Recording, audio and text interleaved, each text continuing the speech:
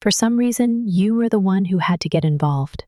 At first, the icy tone of Mom's voice echoed through the room as she stared coldly at the empty living space. I stood frozen, her words piercing something deep inside me, right around my belly button where life was forming, and yet where I felt so unseen. I'm Moran, 25 years old, a stay-at-home wife. My sister, Tara, is 3 years older than me and has always been the one Mom preferred, at least up until the day I came back to announce I was pregnant. I had secretly hoped the news would be a turning point, that this baby, Mom's first grandchild, might bring us closer, that somehow becoming a grandmother would soften her. That hope was naive. The tension started even before I could speak. Our visit began at Tara's house. She greeted us warmly. "Hi, Moran, it's been a while," offering her usual pleasant smile. Dad couldn't be there, he was working, but said he'd come later. But the moment Mom saw me, her smile turned brittle. When she looked at Warner, my husband, it vanished altogether. She forced a fake grin. "Oh my, I'm completely unprepared. We were on our way to meet you. Please, give us a moment." She hurried to the kitchen, where she baked a tray of cookies, all of them overly sweet. She knows I don't like sugary things, but Warner, he loves them. And Mom remembered that too well. "Sweet things don't appeal to Moran, do they?" she said casually. I forced a smile. Warner, ever the gentle one, said, "It's not about the food, it's who you share it with that matters." We sat down together. I placed myself on the sofa and took a deep breath. "I was here to say something important. I came today to share some news," I began, but Mom's cold stare cut me off. "I'm pregnant." A silence fell over the room. It was heavy, uncomfortable. Tara was the first to respond, lighting up with a bright smile. "Moran, congratulations!" But Mom's expression darkened. Warner stood and quietly walked outside. Tara left for a business call. I went to the kitchen to brew some tea, hoping for a reset. That's when Mom cornered me. "Why did it have to be you?" she said, voice shaking with anger barely held in check. "Why you?" Before I could answer, she lashed out. She kicked me. Hard. Right in the stomach, I screamed. The pain was immediate and searing. I fell to the ground, clutching my belly. Tara, rushing back in from the kitchen, yelled, "Mom, what are you doing?" I couldn't move. I sat on the floor, legs crossed, trying to breathe through the agony. Warner sprinted in. Tara called for an ambulance. Warner helped me up as Tara glared at our mother. "You kicked Moran," she cried, stunned. "You really did it." Mom stood there, cold and unmoved. The wailing of the ambulance siren echoed outside. As the medics lifted me onto the stretcher, I looked into Mom's eyes. There was no warmth there, only old, buried rage. 25 years of it. Tara held my hand all the way to the hospital. In that air ambulance, I held her arm tightly, knowing what I had to do. It was time to cut ties with our mother. Warner followed in his car, his promise to stay by my side, never once breaking. Tara kept apologizing. I knew. I just didn't know how bad it was," she said over and over. The ambulance ride seemed endless. Outside, rain poured down as we pulled up to the hospital.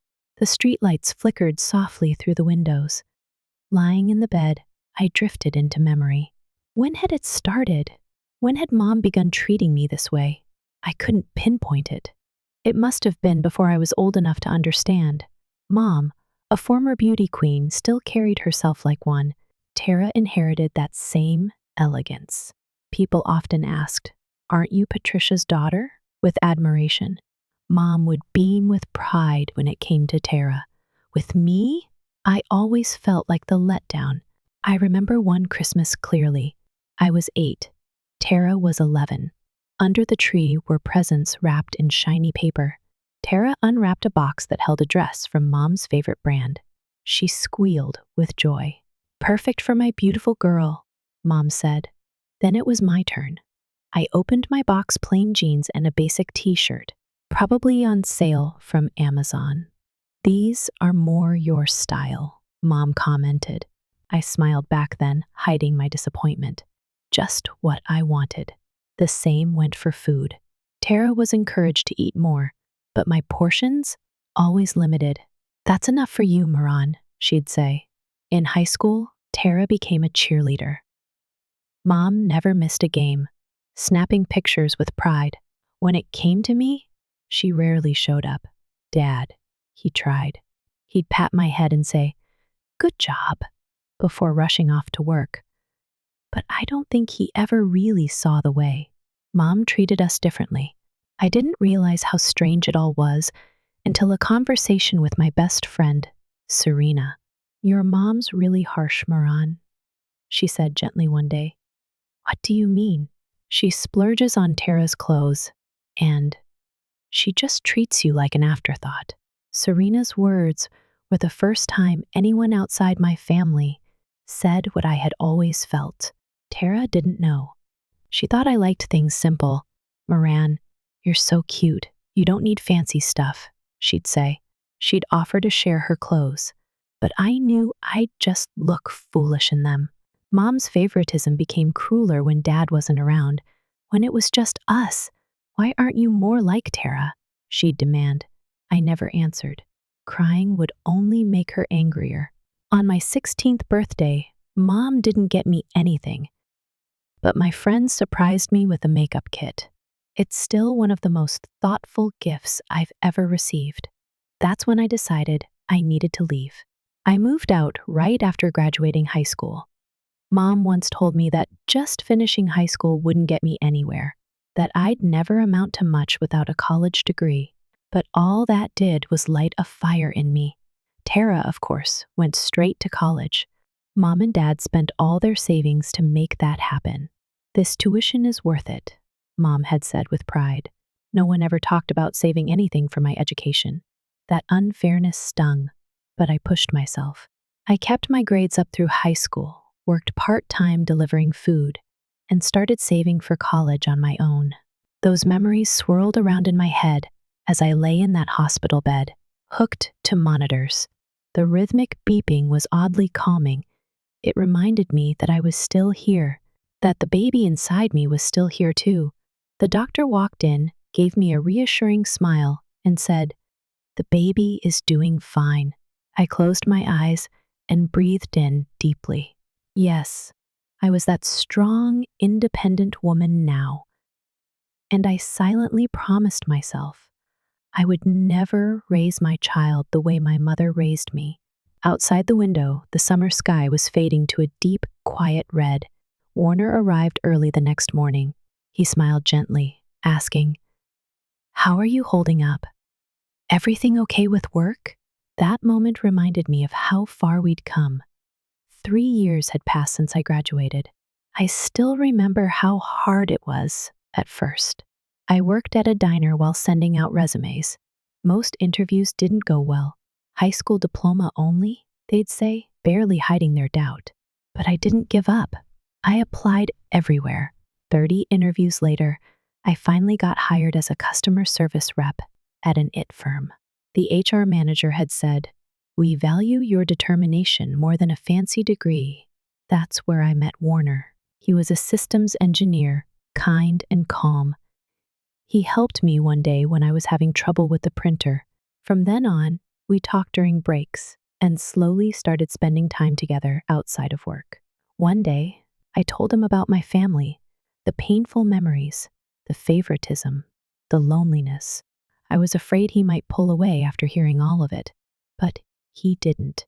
He simply held me and said, "None of that defines who you are. You're special, Moran." With him, I finally felt safe. About a year into our relationship, right after the company's holiday party, he asked me to marry him. We were walking under the city lights when he stopped, smiled, and said, "Would you marry me?" I said yes, right away. No hesitation, no fear. We returned to my family to share the news. Mom's reaction was, unsurprisingly, cold. No decent man would marry a girl who only has a high school diploma, she said flatly. But then she found out Warner was an engineer. Suddenly, she became all smiles and fake warmth. It made me uncomfortable, but Warner handled it with quiet strength. He never let her mood shake him. Tara, on the other hand, was genuinely happy for me. She hugged me and said, "I'm really glad for you, Moran. I'll help however I can." Dad, too, seemed pleased. "Not a big wedding, but it'll be good," he said. At the wedding, Mom kept up appearances smiling, complimenting me, but later whispered in my ear, "Let's hope this works out. It didn't hurt me like it would have in the past." Not anymore. Warner's parents were warm and welcoming. His mother treated me like her own daughter. "Your cooking is wonderful," she'd say sweetly when we cooked together. Even at work, my managers began giving me more responsibility. I helped train new hires. Eventually, I earned my GED, completing what I'd been denied years ago. After we married, Warner and I found out we were expecting. He was overjoyed. He called his parents right away. They were thrilled and immediately mailed over baby gear catalogs. But I hesitated to tell my own mom. Still, part of me held on to that small, lingering hope that this baby might change things between us. Warner had already spoken to Tara, who sounded excited. She helped set a date for a family lunch so I could share the news. But lying in that hospital bed now, all I could think was, what a nightmare it had become. I glanced over at the bouquet Warner had brought. Its soft fragrance filled the room. The world seemed to blur as I remembered Mom's face, her voice, that look in her eyes. Still, deep down, I reminded myself, I had something precious now. A caring husband, a child on the way, and a future worth protecting. A nurse walked in to check the monitors. "You're stable," she said kindly, "but we'll need to monitor the baby closely." I nodded, exhausted but calm. Then the door creaked open. Dad stepped in first, his eyes filled with something like guilt. Mom followed behind. I tensed. "Moran," Dad began, his voice rough. "There's been a lot of pain." Tara, standing nearby, confronted them. "Did you really think we'd all just ignore what happened?" Dad tried to reason. "Your mother didn't mean I saw her," Tara snapped. She stomped on Moran. "I was there." Mom stayed quiet. Her face was pale, unreadable. "We're not going to pretend this didn't happen," Tara said firmly. A social worker entered the room. She spoke softly, but her words were firm. "This is serious. There may be legal consequences. A pregnant woman was assaulted. If you'd like to press charges, we can help arrange that." I sat in silence. Tara reached for my hand and squeezed it gently. Warner gave a small nod from the corner, his eyes fixed on Mom. The social worker continued, "You're not alone, Moran. You don't have to carry this by yourself anymore." I took a deep breath. Everything inside me said it was time to stop hiding, time to stop pretending things had ever been okay. For 25 years, I'd kept quiet about the pain I endured, but now I couldn't stay silent anymore. "Dad," I began, my voice unsteady. For years, I was scared to say anything. I didn't think anyone would believe me. The words hung in the air, heavy, uncomfortable. Tara looked at me, her eyes brimming with emotion. She was terrified, she said softly. Even I didn't see how deep it went. I turned toward Mom. Her expression was unreadable. She stood there like a statue, unmoved, unbothered. "Every time you were kind to Tara," one said, "you made me feel invisible. When we were alone, you were cruel, unforgiving, always comparing me to her." Dad's face was tense. "Why didn't you ever tell me?"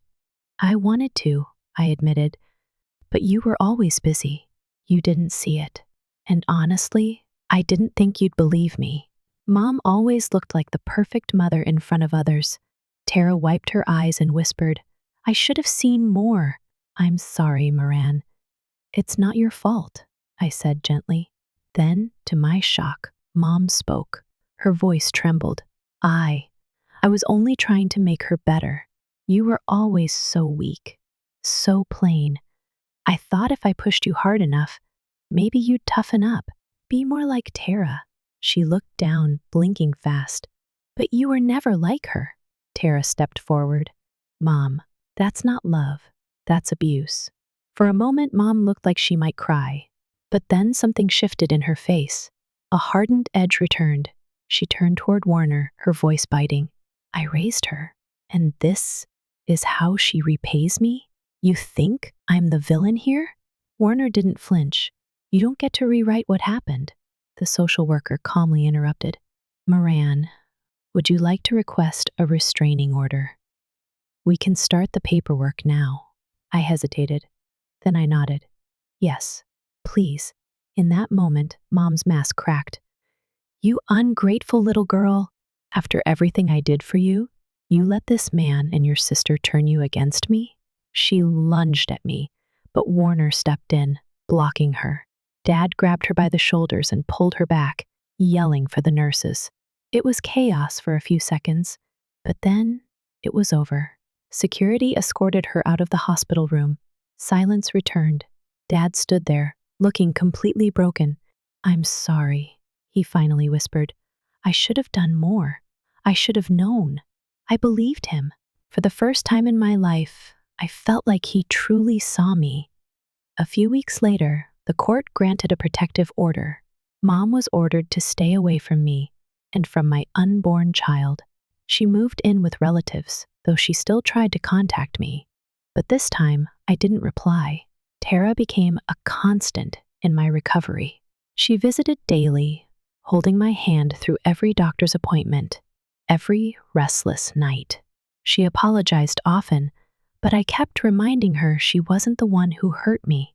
Warner's parents, too, were a lifeline.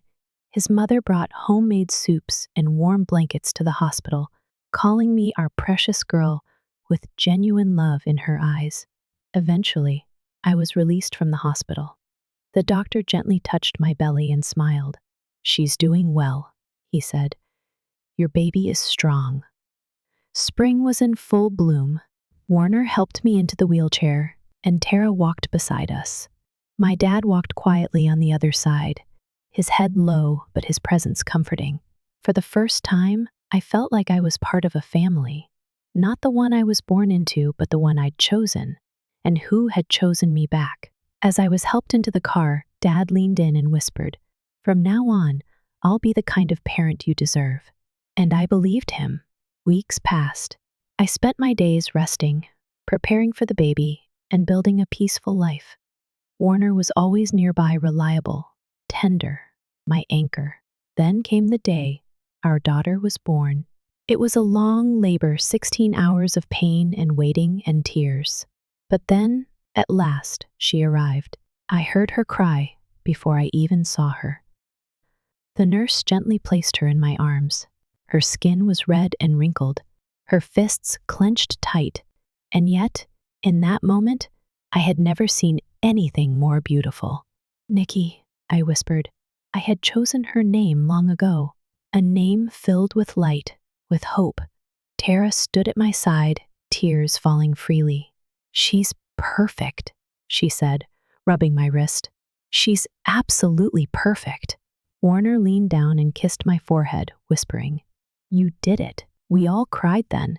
Later, Dad saw Nikki in the waiting room and said, "She looks just like you did, Moran, when you were born." His eyes filled with tears. 3 months passed. Mom never came to visit. The only thing I received from her was a voice message, cold, bitter. "You embarrassed me in that hospital. I'll never forgive you." That was the last I heard from her. And honestly, that was okay. Each morning, I woke up thinking of Nikki, not with fear or pain, but with a calm determination. I would not repeat my mother's mistakes. I would raise Nikki with love, with respect, and with unshakable support. Tara moved to a nearby neighborhood and visited often. She adored Nikki. "She has your eyes," she'd say, holding her close. "She does," I'd smile. "Brown eyes, just like mine." Warner's dad retired early just so he could spend more time with his granddaughter. I want to see her grow up, he said. Every weekend, I'll be there. And he was. One day, while Nikki napped, my dad turned to me and said something I'll never forget. You've turned into an incredible woman, Moran. You broke the cycle. His words brought tears to my eyes. In that moment, I felt seen, truly seen for the first time in my life. Time has a way of softening even the sharpest edges, but it doesn't erase them. I still remember what it felt like growing up unseen, unheard. But I also remember the moment I chose to become more than that. The moment I chose to become something different for my child. Nikki turned 6 months old last week. We threw a small celebration at home. Warner's parents were there, full of smiles. Tara came with her boyfriend, and Dad arrived with a carefully wrapped gift, a handmade quilt, sewn piece by piece. The room was full of warmth, laughter, familiar voices. It was everything I once thought I'd never have. Warner leaned in during the party and whispered, "Feels peaceful, doesn't it?" Outside the window, the sun was setting. Nikki was asleep, her tiny chest rising and falling with each breath. Tara and Dad sat nearby, chatting softly. My in-laws were in the corner, snapping pictures and sharing stories. I smiled.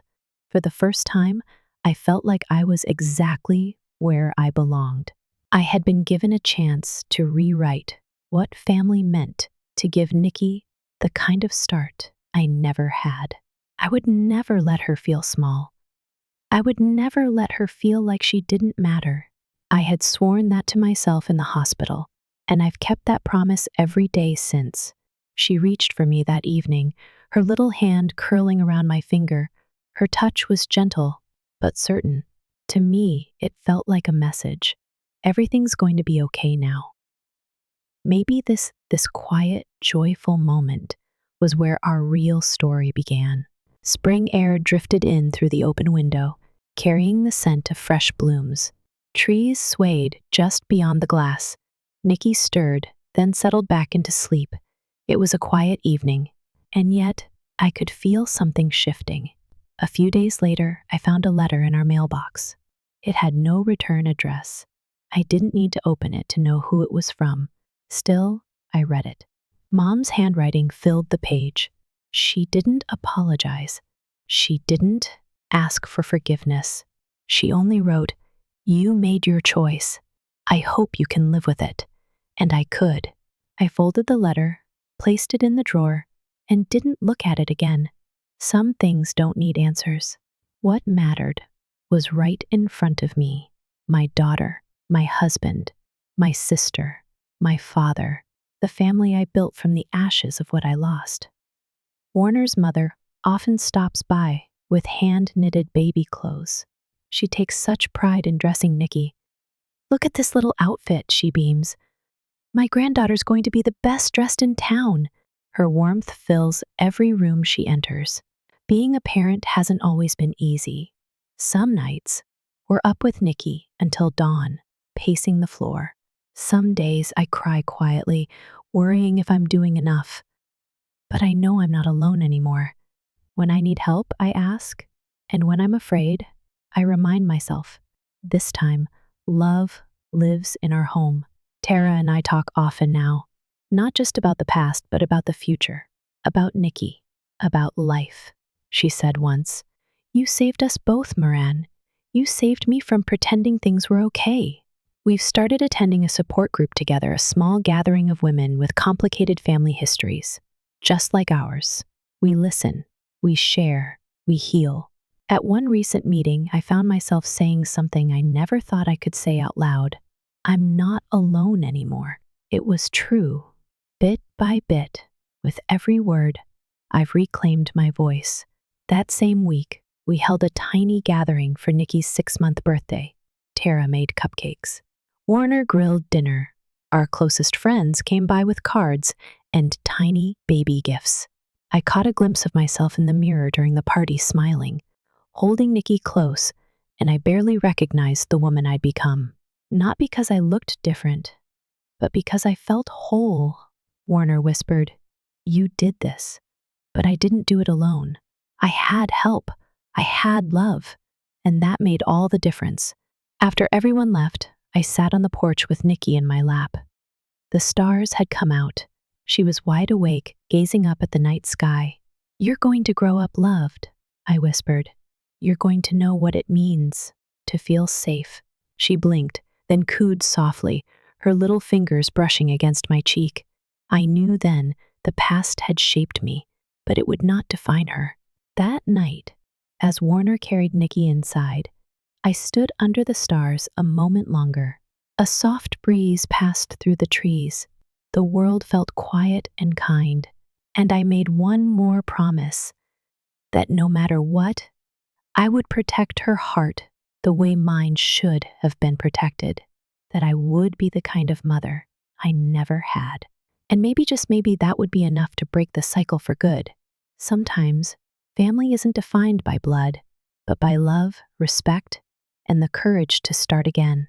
Moran's story reminds us that no matter how deep the wounds of the past run, healing is still possible, especially when we choose to break the cycle.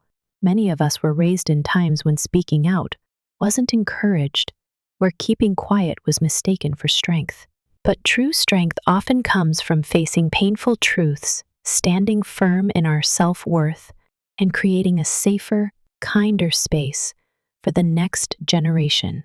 For older viewers, this story may stir memories of hurt that went unspoken, of roles we were expected to play, or of children and grandchildren we now try to love better than we were once loved. It reminds us it's never too late to change, to make amends, or to be someone's safe place. We may not be able to rewrite our past, but we can shape what comes next with compassion, with intention, and with the quiet power of showing up for those who need us most. Have you ever had to build your own version of family? If Moran's journey resonated with you, we'd love to hear your thoughts in the comments below.